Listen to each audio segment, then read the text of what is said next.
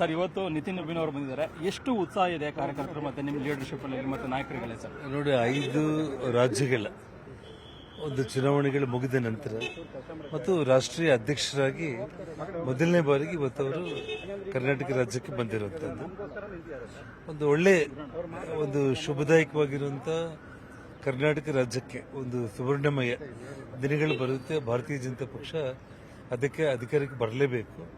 ಒಂದು ಇತಿಹಾಸ ಸೃಷ್ಟಿ ಮಾಡುವಂತ ಒಂದು ದೊಡ್ಡ ಮಟ್ಟದ ಸೀಟ್ಗಳನ್ನ ಪಕ್ಷ ಗೆಲ್ಲಬೇಕು ಅನ್ನುವಂಥ ಒಂದು ಉದ್ದೇಶದಿಂದ ಒಂದು ಸಂಘಟನಾತ್ಮಕ ವಿಚಾರಗಳಲ್ಲಿ ಬೂತ್ ಮಟ್ಟದಿಂದ ಇವತ್ತು ನಾವು ಯಾವ ರೀತಿ ಕೆಲಸಗಳನ್ನ ಮಾಡಬೇಕು ಮತ್ತು SIR ವಿಚಾರವಾಗಿ ಮತ್ತು ದೇಶದಲ್ಲಿ ಮತ್ತು ಇಡೀ ನಮ್ಮ ಭಾರತದಲ್ಲಿ ಸನ್ಮಾನ್ಯ ನರೇಂದ್ರ ಮೋದಿಜಿಯವರ ಆಡಳಿತ ಇದರೆಲ್ಲದರ ಬಗ್ಗೆ ಕೂಡ ನಾವು ಜನರಲ್ಲಿ ಹೇಗೆ ತಗೊಂಡೋಗಿ ನಾವು ಅಧಿಕಾರಕ್ಕೆ ಬರಬೇಕು ಅನ್ನುವಂಥ ಒಂದು ಒಳ್ಳೆಯ ವಿಚಾರಗಳನ್ನ ಇವತ್ತು ಅವರು ಇನ್ಕ್ಲೂಡಿಂಗ್ SIR ಬಗ್ಗೆಯಿಂದ ಹಿಡಿದು ಯಾವ ರೀತಿ ಬೆಂಗಾಲ್ ಚುನಾವಣೆ ಆಯಿತು, ನಮ್ಮ ಕರ್ನಾಟಕದಲ್ಲಿ ಯಾವ ರೀತಿ ನಾವು ಮಾಡಬೇಕು, ನಾವು ದೊಡ್ಡ ಮಟ್ಟದಲ್ಲಿ ಅಧಿಕಾರಕ್ಕೆ ಬರೋದಕ್ಕೆ ಇವತ್ತಿಂದ ಯಾವ ರೀತಿ ಪ್ರಯತ್ನಗಳಾಗಬೇಕು, ಸಂಘಟನೆಯನ್ನೇ ಹೇಗೆ ಬಲಪಡಿಸಬೇಕು ಬೂತ್ ಮಟ್ಟದಿಂದ, ಒಬ್ಬ ಸಂಸದರಾಗಿರ್ಬೋದು, ಶಾಸಕರಾಗಿರ್ಬೋದು, ಜಿಲ್ಲಾ ಅಧ್ಯಕ್ಷರಾಗಿರ್ಬೋದು, ಪಕ್ಷದ ರಾಜ್ಯ ಪದಾಧಿಕಾರಿಗಳಾಗಿರ್ಬೋದು, ಪ್ರತಿಯೊಬ್ಬರು ಸಂಘಟನೆಯಲ್ಲಿ ಯಾವ ರೀತಿ ತೊಡಕೋಬೇಕು ಅನ್ನೋಂಥ ಒಂದು ವಿಚಾರ ತುಂಬಾ ಅದ್ಭುತವಾಗಿ ಅವರು ಹೇಳಿರುವಂತ. ಸರ್ಕಾರದ ವೈಫಲ್ಯಗಳ ಬಗ್ಗೆ ತಾವು ಮಾತಾಡ್ತಿರ್ತಾರೆ ಸಹಜವಾಗಿನೇ, ಅದ್ರ ಬಗ್ಗೆ ಮೆನ್ಷನ್ ಮಾಡಿದ್ರ. ಮತ್ತೆ ಪಕ್ಷದಲ್ಲಿ ಸಾಕಷ್ಟು ಆಂತರಿಕ ಗೊಂದಲ, ನಾಯಕತ್ವದ ವಿಚಾರ ಇವೆಲ್ಲನೂ ಕೂಡ ಇದೆ.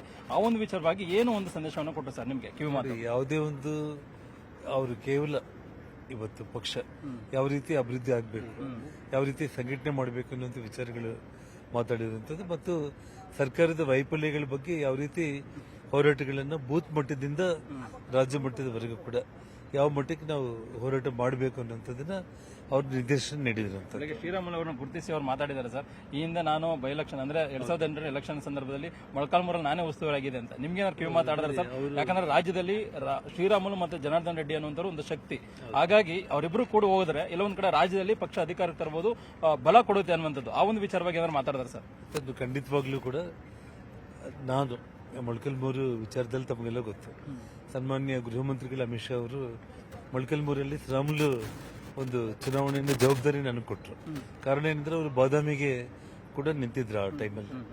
ಸೊ ಅಲ್ಲಿ ನಿತಿನ್ ನಬೀನ್ ಅವರು ಇಡೀ ಚಿತ್ರದುರ್ಗ ಜಿಲ್ಲೆಯಲ್ಲಿ 6 ವಿಧಾನಸಭಾ ಕ್ಷೇತ್ರಗಳ ಉಸ್ತುವಾರಿಯನ್ನ ತಗೊಂಡಿದ್ರು. ಸೊ ಸಮಯಕ್ಕೆ ತಕ್ಕಂಗೆ ನನ್ನ ಜೊತೆಯಲ್ಲೂ ಕೂಡ ಅವರು ಅಂದ್ರೆ ನಿರಂತರವಾಗಿ ಆ ಸಮಯದಲ್ಲಿ ಮೊಳಕಾಲ್ಮೂರು ಚುನಾವಣೆಯಲ್ಲಿ ಸಂಪರ್ಕದಲ್ಲಿ ಇದ್ದಿದ್ದನ್ನು ಕೂಡ ಅವರು ನೆನಪಿಸಿಕೊಂಡಿದ್ದಾರೆ.